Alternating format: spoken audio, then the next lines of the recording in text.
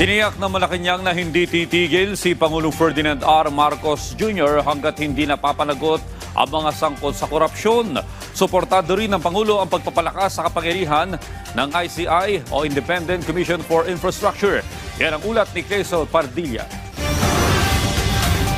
Hindi aatras si Pangulong Ferdinand R. Marcos Jr. hanggat hindi napapanagot ang mga sangkot sa katiwalian. Ito ang tiniyak ng Malacanang. Kasunod ang pahayag ni Senate President Pro Tempore Panfilo Lacson na tila malamig ang palasyo sa panukalang pagbuo ng Independent People's Commission. Ayon sa Malacanang, mismong ang presidente ang nagbuo sa Independent Commission for Infrastructure na nanguna sa paghabol sa mga individual na nasa likod ng maanomalyang flood control projects. Dahil dyan, marami na ang naaresto, naipakong ari-arian at nabawing pera.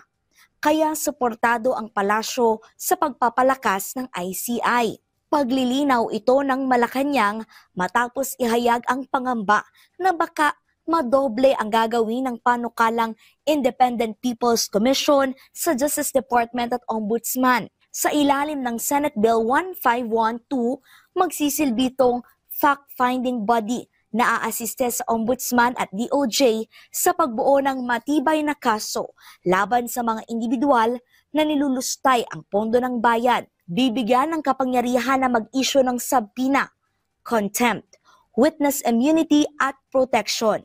Itatatag ito at magiging permanenteng kapalit ng Independent Commission for Infrastructure. Quezon Pardilla para sa Pambansang TV sa Bagong Pilipinas.